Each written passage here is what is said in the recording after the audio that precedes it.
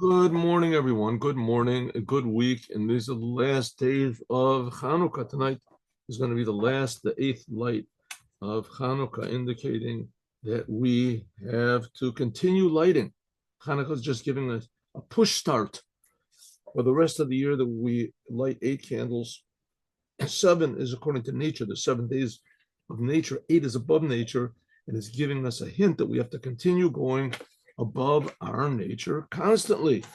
First of all, let's give charity, but that's really against our nature. People don't usually like to give as much as they like to receive. So let's give charity.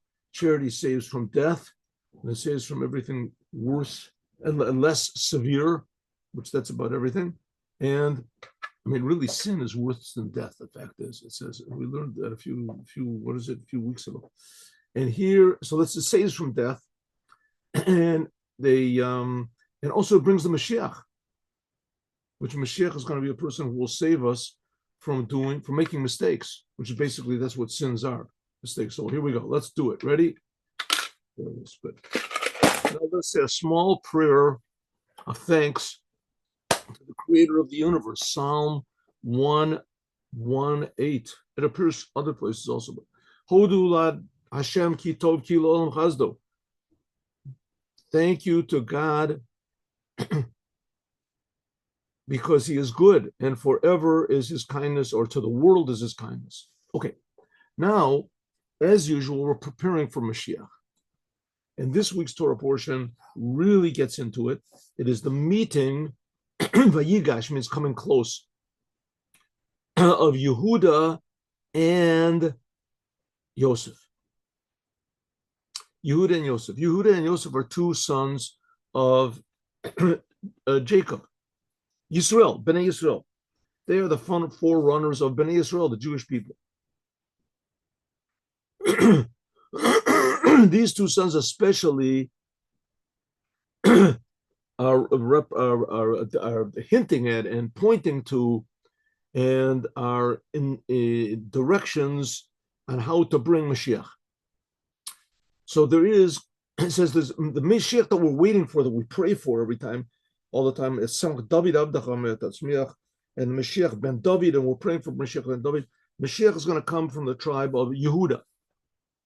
Yehuda, which that's one of the two characters here that are meeting. On the other hand, there's also a very sort of a strange term in Judaism called Moshiach ben Yosef, and there's a lot of different opinions who this Moshiach ben Yosef is and what he's going to do. There are some opinions that say it's the same person. Moshiach ben Yosef is just Moshiach ben David, but before he dies. Moshiach ben Yosef is going to be the one that's going to prepare for Moshiach ben David. And like I say, some people say it's the same person, some people say a different person. And some people say, raised from the dead. Some people say, in any case, there is going to be definitely a character called Moshiach ben Yosef, and that is definitely not the Mashiach that we're waiting for. But it's not so clear why, because here we have the prototypes of Yehuda and Yosef. Yosef rules the whole world, and he saved the whole world. If you know what the story, what's going on over here in the Torah, this tells a story. Every year we tell the story brand new. They tell a joke in the story, that the joke, Jewish joke, a lot of Jewish jokes. in like Islam or whatever, if you say a joke about Muhammad, they'll kill you. It's it. In all the other religions, there's no jokes about their leaders. Jokes about Buddha. A Buddhist tells a joke about Buddha. These guys tell jokes about. In Judaism, if a rabbi doesn't have at least 2 jokes about Moses, then he's not genuine. He's not a genuine rabbi. You have to have at least know the jokes. Maybe you don't like to tell them, but or laugh at them. You don't have to laugh at them in secret. Also, you have to have jokes. So they tell a story about a lady with Yosef. That she hears the story. This is from last week's Torah portion. that she hears the story, and she's in shul, and she hears the story about Yosef and his brothers, and how his brothers, his father sends Yosef to find his brothers, and his brothers hate him, and they want to kill him. They throw him in a pit. They seal him up. So there was a simple lady, she used to listen to this every year. And she would cry. She would cry. Yosef, oh, he has so much trouble. The Jewish people, so much trouble. Joseph is such an innocent boy, and he has so much trouble, and his brothers all hate him, and they hate him. Year after year, she would hear the story, and she would cry. Weep and cry. They would have to comfort her. Don't worry, it's not that's rest. Oh, so much suffering. With the young boy, he suffers so much. Finally, one year she didn't cry. They didn't cry at all. They figured maybe she's hard of hearing, something like that. They said after the prayers were finished, did you hear the story? Yeah, I heard it. I heard it. So every year you cry. Why didn't you cry? She said, 20 years he's been making the same stupid mistake in going to his brothers. Why should I cry? Right? If he didn't learn 20 years, you think he would learn afterwards not to go to his brothers. And she did a good job. She took the Torah real. She took it real, right? But on the other hand, not, too, how do you say, not too real. It's a story that happened, and it happened 4,000 years ago, and it's a story that we have to learn from, right? But it's not us. We're not reading like something that's happening all the time. Okay. So it says, so Yosef went down, and he went down to Egypt, and his brothers sold him into Egypt, and eventually he becomes the king of the world. He interprets a dream, and he interprets Pharaoh's dream, and he interprets it properly. And there's a big famine in the world. No one knows what to have anything to eat. And due to Yosef's interpretation of the dream to Paro, Paro saved up food for the whole world. So Paro rules the whole world. And so Yosef saved the whole entire world. And not only that, it says that Egypt was the most decadent, debauched, crooked, whatever is crazy place in the world, and licentious place in the world. And that Yosef, at least temporarily, convinced them to, how do you say, rein themselves in, hold themselves in. He had all the men circumcise themselves because they were all the servants of Paro. They had the servitude of Paro. So Yosef controlled the world, and he controlled the world morally and ethically, and also he saved the world. He gave them food, what to eat. So that's Mashiach, right? On the other hand, Yehuda, he is a nothing. He's a garnished. He's absolutely nothing. He comes with his brothers. They're all abject slaves. They depend on Yosef for the very food that they have in their mouth. They're nobodies. At the best, there's let's say, what is it? 10 of them, 9 of them. How many are there? Yosef, there was 12 brothers. So Yosef, of course, is missing, and Benjamin is in prison. Benjamin is in prison. So Yehuda comes to Yosef, and he storms up in front of Yosef, and he says, Yosef, you better release my brother. Right? Yosef, he wants to take Benjamin into imprisonment. You better release my brother. So Yehuda is nobody. He has no power, basically, except for his own and God.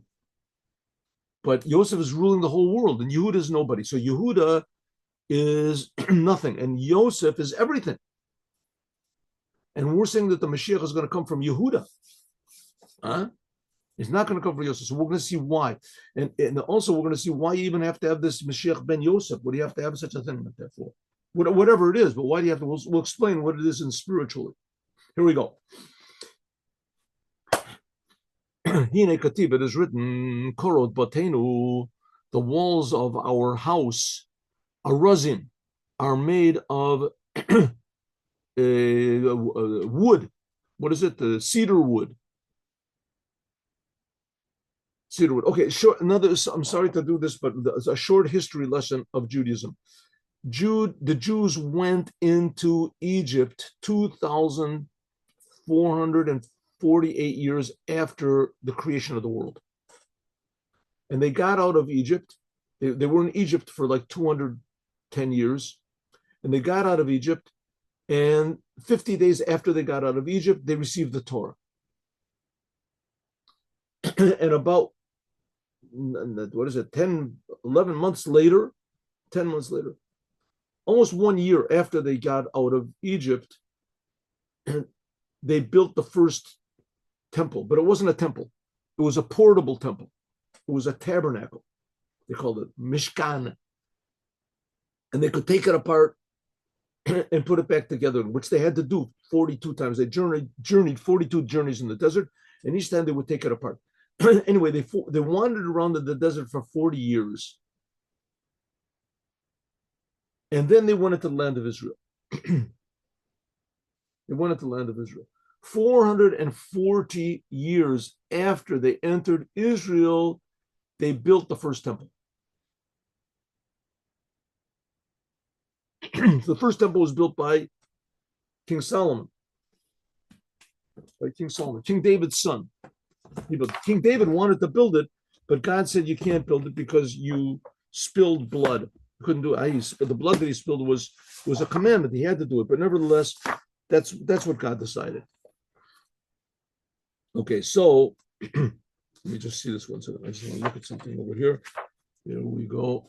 Solid. I want to set up. This is Mem Gimel base.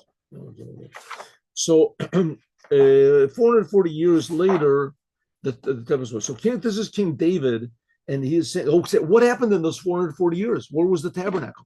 So the tabernacle remained the tabernacle. It remained, but it was a little more permanent. It was in different places. For instance, there was a place called Shiloh, and it was there for 369 years of those 440. And then it was in Gibon, and it was in Ai. It was in different places that there's Gilgal. So 86. What it was in just one second. Here we go. You guys, okay. So this is this is written by King Solomon. Korot Beitenu says the walls of our house are arosing. It's the Song of Songs. So King Solomon is saying that we've had a tabernacle now for 480 years, 40 years in the desert and 440 years in Israel, and we want to make a permanent place. Okay, so what was wrong with the tabernacle? What was wrong with the tabernacle? Why couldn't they just keep the tabernacle? They did it 369 years. That's a long time. So it says like this: Korot Beitenu, the walls of your house. Let me make this bigger a little bit.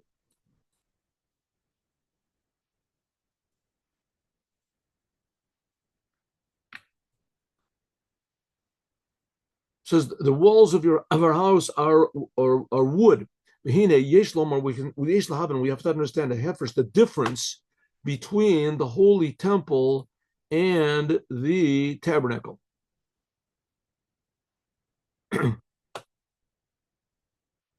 What happened?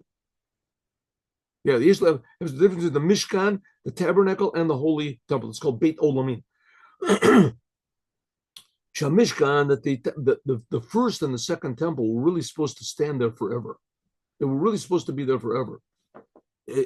Ideally, that's what it was supposed to be, but we see that it didn't work out that way. So the third temple will be. We're waiting for the third temple to come. Moshiach is going to build a third temple. Third temple is going to come from heaven, and it's going to come down. Okay. Now, just one more short introduction. What do we need a holy temple for? What do we have to temple? Judaism is a religion. It's supposed to deal with spiritual things. What do we care about the world? Religion is to get you through the world and out of the world. Go to heaven, right? Says, well, sort of right, but not really. Not really right. True, that's the way that that's the way it is now. But ideally, it's not going to be that way. Ideally, there's going to be the raising of the dead, and the raising of the dead is going to be physical in this world. But meanwhile, yes, like if you look at the Rambam, Maimonides, so that's like the dry, hard cut, dry, cold facts. Religion, Jewish religion, religion. Even though there's also laws, I mean, the Jewish religion itself is very emotional. You have to love God, you have to fear God. It's a commandment. But nevertheless, the Rambam is, so the Rambam doesn't talk anything about the raising of the dead. He doesn't talk about it. In his law book, he talks about going to heaven, which is true. You go to heaven. But eventually there's going to be the raising of the dead. Okay. So the whole thing, but what is it hinting at, the temple, the tabernacle? It's hinting at that somehow or other, this physical world is more valuable than heaven. This physical world is really where it's at. Because if not, what do you have to have a holy temple for? Do you have to have a temple for? Have a meeting place. You have a meeting place where everybody meets. It has to be so exact, and the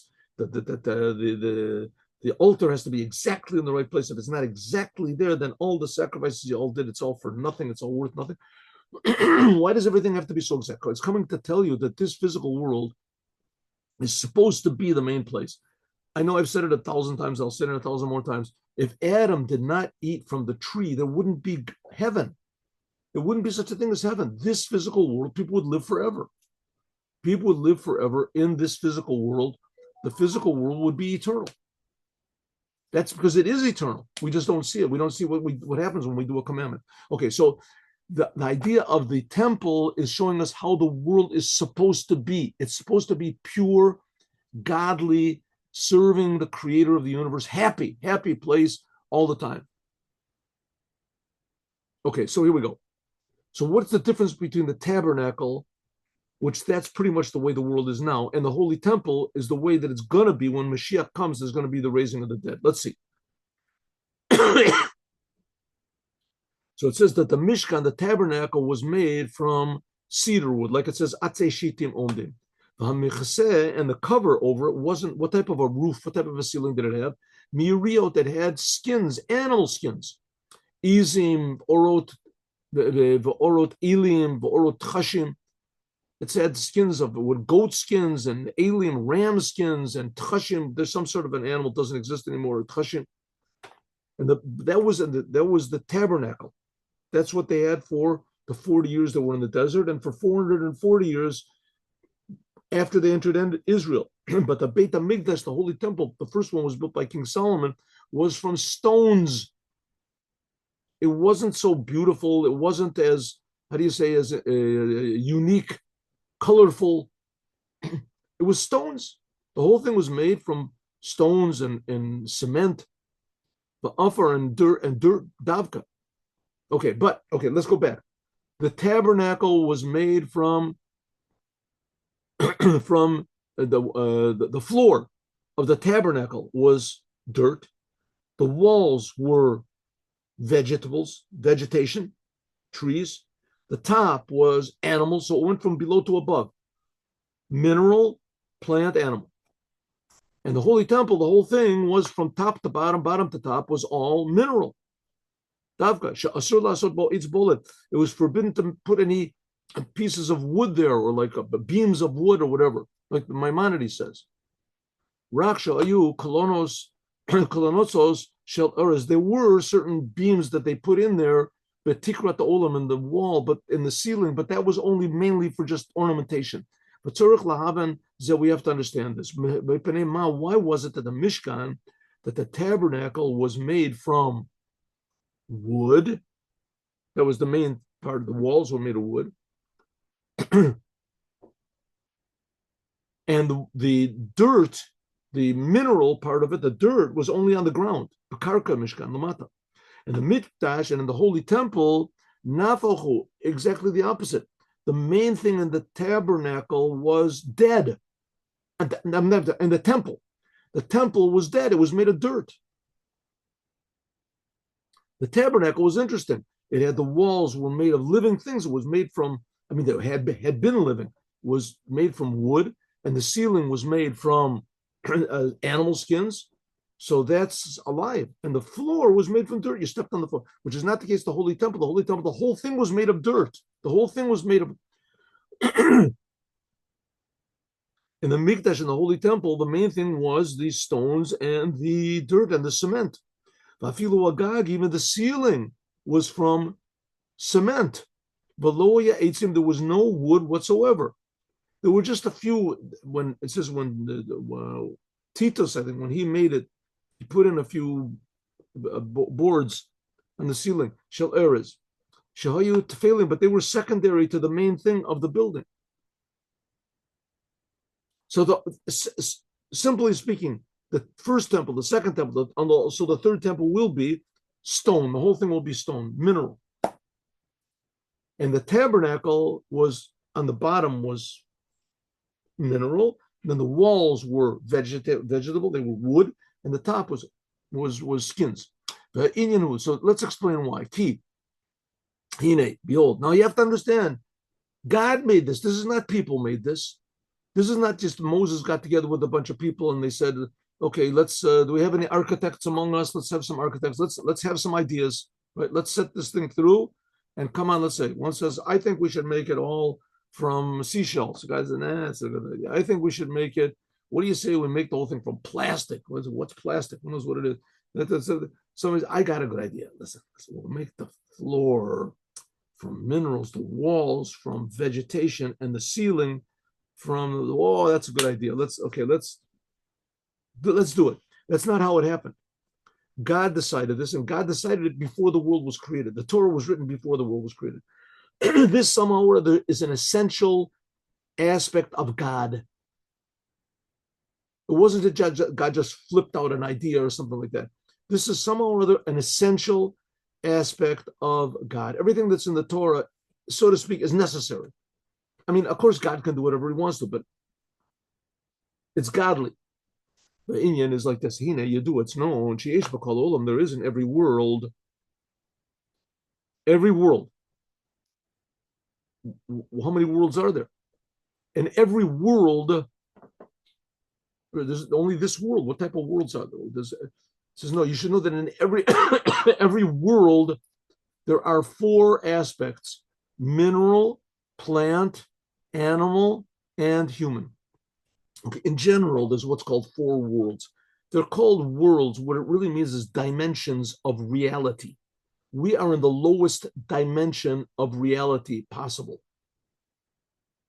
We perceive almost no godliness whatsoever. God is real reality. God is ultimate reality. But it's not like a level like in the Eastern religions that God is just a level of consciousness. God is actually has a will, God spoke, he gave the Torah, he talked. How that happened, we don't know, but it happened. When it says every word, the Jews heard the word at Mount Sinai, their souls jumped out of their bodies, but nevertheless they did. So there's what's called four general worlds that God creates, four dimensions of godliness. The highest dimension of godliness that there is, that's still considered to be a world, is called Atzilut. That's pure godliness. Then below that, a dimension below that. So the upper dimension includes the lower dimension. Right? Like a four-dimensional thing contains three-dimensional things. The dimension below that is called Bria. That's where the souls are. And the dimension below that, that's called Yetzirah. That's mainly where the angels are. And the dimension below that, that includes this physical world. Each one of those dimensions, just like in our world, there is plant, there is the mineral, plant, animal, and human. Also, the same thing is all of these different worlds. Now, they're not worlds like, that they're going to invade us or something like that. Those are just aspects of reality, levels of reality. Domem, in all these worlds, the mineral is the lowest. It's below plant, and plant is below animal, and animal, the highest of all of them is man. Is man. I mean, let's take just a small example of how this can be. Let's take an example. Let's say music. Music. In music, there is, let's say, the mineral part, the ground, the notes. You come and listen to the notes, right? Like you go into a grocery store and you hear this AWAC, whatever it is, music playing. And it's playing, you don't particularly listen, but there's music. They give sort of an ambience, an elevator music. That's the ground. And then above that is you hear the music. That was beautiful. We did hear the music. There was intellect, emotion. The music gives you a certain emotion. Ooh, did you hear that? Ooh, did you play that? What was that? What are you talking about? Let's go in the record store and say, what was that thing you just played? That was Tchaikovsky. That was Tchaikovsky. You hear that beautiful thing that in the middle. Oh yeah, that's the cadenza. Who knows what in the middle? Emotion. That's like the plant aspect of music. Then there's also what's called the animal aspect of the music. What's the animal aspect of music? Let's say for our purposes, the intellect of it. Right? There's some people who can look at sheet music. They can say, "Whoa, this is really beautiful. Who wrote this stuff? This is fantastic." They don't hear anything. There's nothing there, but they get the whole idea. That's a whole different dimension of the music dimension. And then you have, let's say, the human part of it, that you feel that the spirituality of the music, whatever. I'm just giving an example. Maybe it's a terrible example, but I'm just saying how there can be in one thing that you can only get the lowest aspect of it, or a little bit deeper, or a little bit deep, more real, more encompassing. That's like the different four. So in each one of these four worlds, there is also these four levels of mineral, plant, animal, and it's known. There's an argument between the Tanaim, between the great rabbis of the Talmud, the Mishnah, and the Gemara and Chagiga. Chadom one says that the heavens are first. Heavens are before the earth. God created the heavens, the spiritual, and then after that, He created the earth.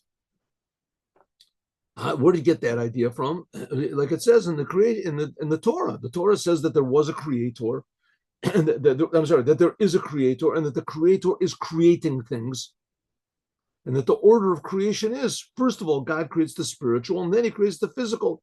Like it says, Breshis Bora at the Shemayim at the Earth. Like it says in the beginning, God created the heavens and the earth. The Chad Omar, but the other opinion, the Chad Omar, one of the other opinions, the other opinion says, Eretz Kadma, that the earth was first. How could the earth be first? I mean, God can do anything He wants to. What do you mean, how could it be first? God could do anything He wants to. First of all, God created the physical earth, and then after that, He created the spirit. Something like a baby is born. A baby is born, it's just a clump of the living thing, nothing. And then afterwards, he gets the spiritual aspects. His intellect comes, his emotions, he becomes mature. So God created the earth first, like it says, right after. If you look in the beginning of the Torah, so it tells the whole order of creation, the 7 days, and then it repeats it. And it says, Biyom, so this is the God made Eretz Ushamayim, the earth and the heaven. First of all, it says earth, and then the heavens. So which did God create first? These are great rabbis. They're learning from the Torah. Answers the Torah, answers the Gemara and Chagiga. Elu ve'elu divrei Elokim Chayim. Both of the opinions are right. These and these are the words of the living God, which that's a general principle in the Talmud. The Talmud is not a human book. The Talmud is a godly book, but it comes through humans. These are special humans, true. They're truly God-fearing people, and they all realize and feel that they're being created by God. And it says all the people that were called the Tanaim, they had the ability to raise the dead. They had the ability to raise the dead. It says even the lowest of them had the ability to raise the dead. And they didn't use this ability. Once in a while they did. That's how we know about it. But in any case, all of their opinions are not human opinions. Their opinions are godly opinions, but they come through humans and the whole entire human process. So the person, when Beit Hillel says something, or Hillel says something, that's Hillel saying it. But the words that come through his mouth are the words of God. So it says, one second, how are the arguments? It says, all the opinions are the opinions of God. God wanted there to be these arguments. He wants you to see all the sides of everything. That's Judaism. Judaism encourages questions. Encourages questions. In a way, it depends on questions. If you're questioning something, it means you're interested in it. It does not depend on answers so much. Maybe a lot of times you don't get. For instance, here's an example. How can it be that both Beit Shammai and Beit Hillel are both true? How can it possibly be? Good question. What's the answer? I'm glad you asked. But what's the answer? How can it be that Beit Shammai and Beit Hillel? Because that's what God wanted. So it says both of them are true. Here we have a good case. What was first, the heavens or the earth? So it says both the heavens are first and the earth is first. One of them has to be first. You can't have both of them first. So the answer is, then in God's thought, the first thing was the earth. The earth was before the heavens. Okay, Shabora, but when he actually created it, the heavens came first. So in God's thought, the first thing was the earth. In God's action, the first thing was the heavens. Now, you have to remember that the process of creation is going on constantly. It's not a thing one time. God is above time. God created time. So God creating it, the creative aspect of it is constant. It's going on all the time, right? God is constantly creating. The fact that God is constantly creating time, the creative process is above time. It's just creating this thing called time.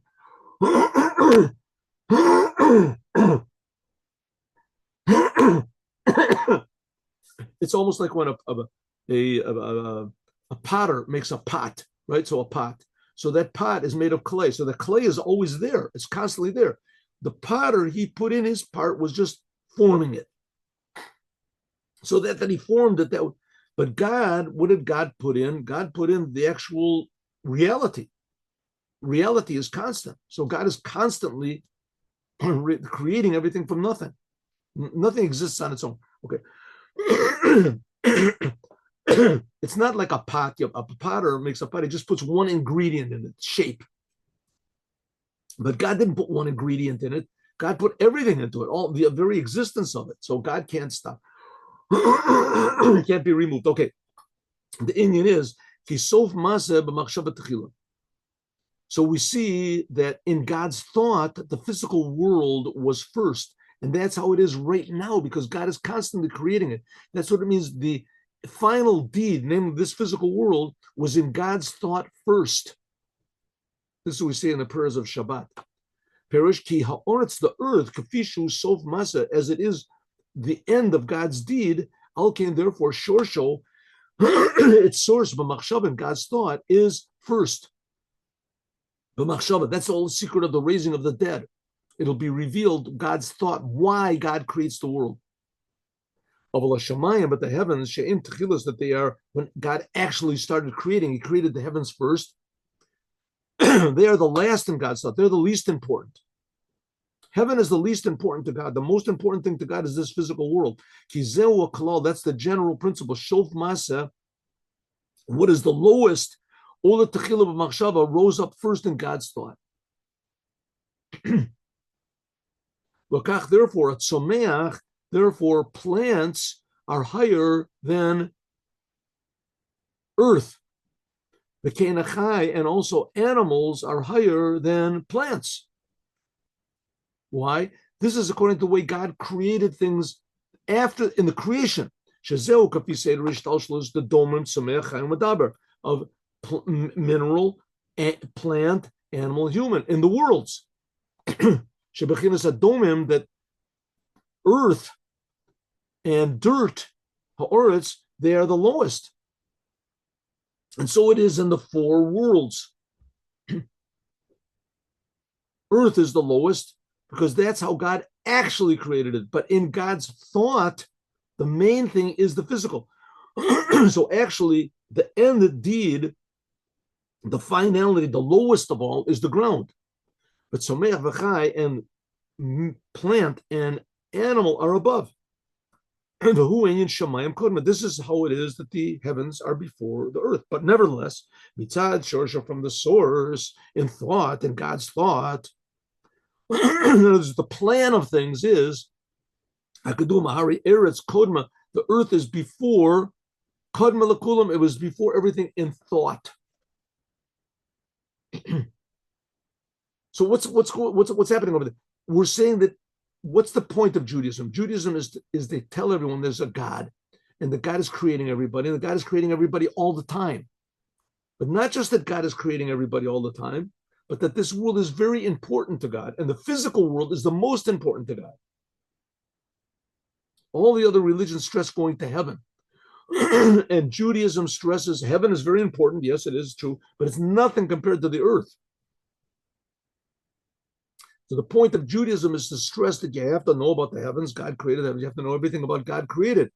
But the reason you have to know about the heavens is to get a little bit of a feeling of how important and wonderful and happy and precious the heavens are, so that you get a little bit of a feeling of how can it possibly be, but this world is even more precious. Therefore, Davka Bo, in this physical world, Yeshakoch, there's the power to grow things. Mitzad Shorsho Anala, from its high source. Take a seed from apple seed, right? Take an apple and don't eat the whole apple. Save the seeds and put the seeds in water, won't grow. Put it in fire, won't grow. Put it in air, won't grow. Why? Fire, air, water are higher spiritually than earth is. Why does you figure there'd be more life? Why doesn't it be? This is just there is more life, but the earth has a weird thing in it. It's dead, but it has a weird thing. It has the power to make things grow. Specifically, the earth, the lowest, has the power and the ability to bring out plants because its source is so high. Therefore, it's someach v'chai medaber. Therefore, also plants, animals, and humans receive from the earth. Right? In a desert, no one can live in a desert because the earth hasn't got any life force in it. So that's it. But maybe there's a couple scorpions over there or snakes or something. What do they? I guess they eat each other. Who knows what they eat?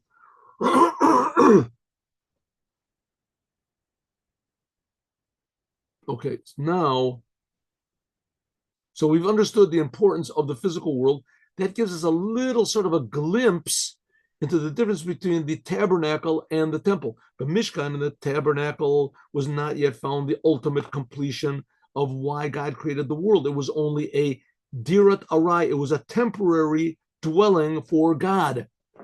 God dwelled in it for the 40 years the Jews were in the desert, and the 440 years were in the land of Israel.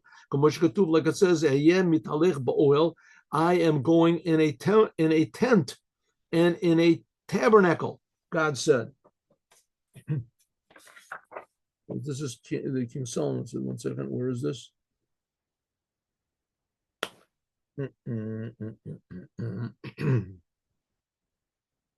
One minute.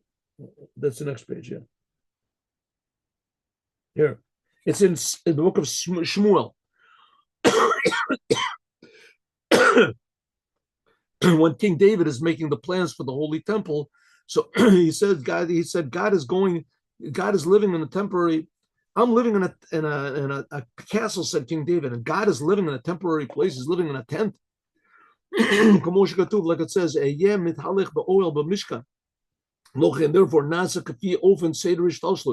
therefore, because it was temporary, so therefore the tabernacle was made in the order of creation that God made. This is not according to what God's thought is. This is according to what God, what arose in God's thought was the lowest thing. That was the temple, the physical temple that was made only from cement. That's what's going to be permanent. We're going to see this physical world, but the how important the physical world is. But meanwhile, what's important, the time when this world, a temporary dwelling for God, that's the tabernacle. The tabernacle that was made, so the tabernacle therefore was made like the heavens are first, showing the importance of the heavens, how things were created in an order.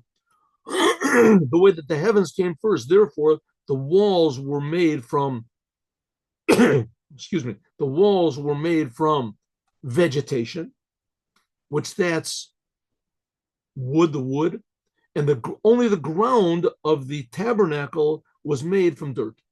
This is how it is in the chain of creation of the world, that the vegetation, vegetable, lamaila is above the mineral. Therefore, the boards were made from arazim, from cedar, that the cedar tree is the highest of the trees. This is Bechinas Elyona, the highest level of the plant world there can be, to show that it is much, much higher than the physical. So again, in God's thought, the most important thing is the physical, but that's not revealed yet. That's in God's thought. When God actually created the world, the first thing was the spiritual. That was demonstrated in the tabernacle. The tabernacle was created, was made in a way that the spiritual was higher than the physical. The top was the skins. Below that was a lower form of life. That's the plant. And the bottom, the least important, that's the ground. That's the order of creation, how God created, but not in God's thought. The ground doesn't grow at all. The walls of the tabernacle were made from very, very high wood, very high plant life. The michzem and the cover over it, the cover of the tabernacle was from skins of animals. Elim tchashim, like it says, the goats, etc. The rams.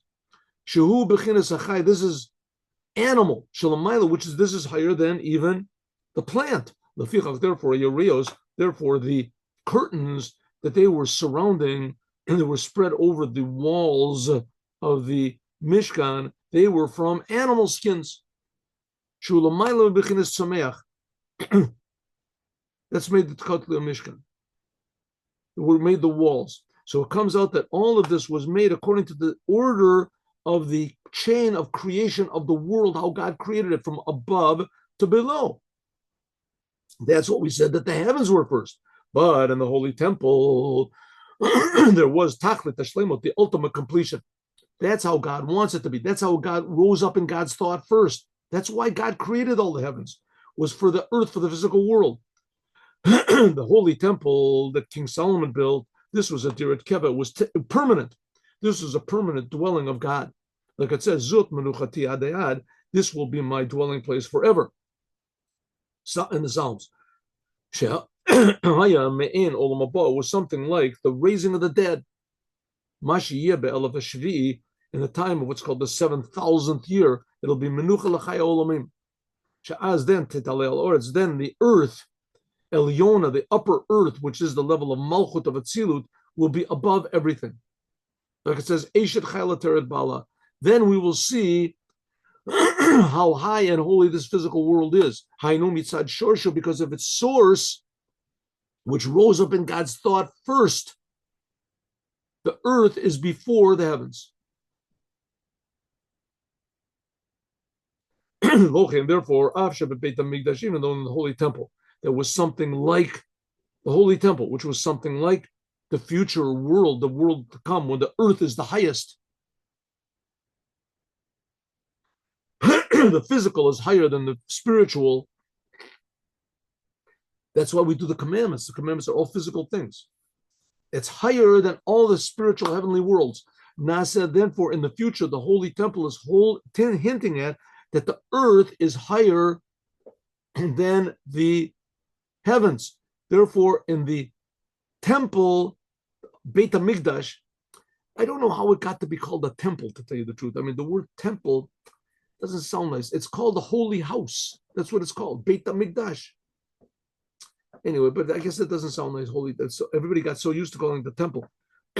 Is Nase Ikra, the main thing of the house, the temple was stones and dirt, that they are from mineral.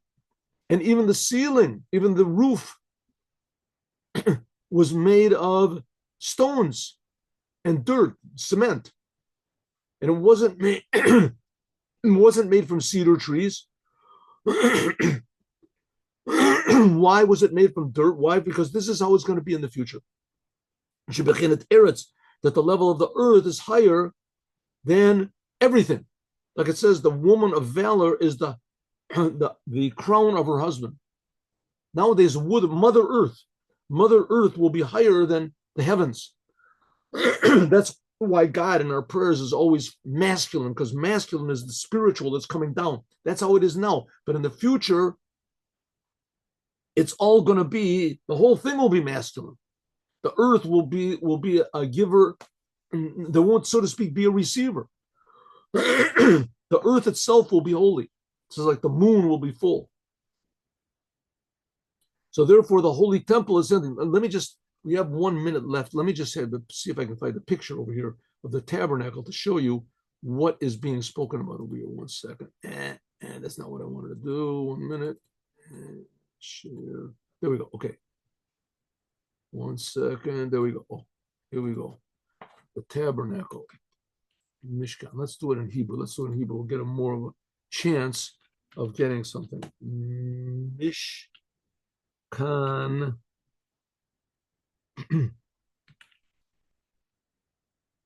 Bamidbar. I think it's going to work. Let's see. Okay, let's go. You're looking for the page? 1 minute. Here it goes. There we go. Oh, Mishkan Bamidbar. Here we go. Mishkan. I just want a picture of the tabernacle. Shalom. Good morning. I didn't notice that you're here. We go. Oh, here we go. You're here the whole time. Yeah, recording. See, all the pictures are wrong. Look at this. Slanted, not slanted. Where do they get these things from? A fire. Okay. A fire. What's the fire doing? Okay. And here's a little bit better picture, which is also pretty bad. How did Beit Chabad, how did they get a picture like this? I don't know. Okay, so here it is. It looks like this. Here, see, it's like this. Can we get this? Get this here. It was covered. This is the Mishkan. Looked like this, and the skins were over the top. I don't believe that Chabad really made a picture like this. This is really hard to believe. I guess not. Why is it slanted like this? I don't know. Somehow or other, they got this thing wrong. Okay. Anyway, so it looked like, let's see, can I get a picture? That's the problem with these things. You can never get a really sort of an accurate picture. Everybody decides they want, oh, here, maybe this is it. Here, see? This is it. Here, this is a good picture. Look at this. See, looked like this is what it was, but it had skins over it, and the skins draped over. That's what without the skins on the top, this is the Mishkan. They would take this apart. That's how it looked. And the sides were boards. Right, there were boards. They were standing. In the front was the altar. This is pretty accurate. The altar. That's how it looked like. This was what the Mishkan looked like in the desert. Very good. So we see the ground was earth. They didn't have to carry that with them. Above that was the boards, and on the top of that were the skins. There we go. Good? Yes. Wonderful. So now we have a little bit of a picture of the difference between the Holy Temple, which that's something like what's going to be in the future when there's going to be the raising of the dead. The physical world will be higher than the souls. The souls will come into the physical world. And the Mishkan, the tabernacle, which that's like the way the world is now, where the heavens are higher than the earth is. Good. Now let us learn the Dabar Malchut. 1 second. Let's stop the share. Stop the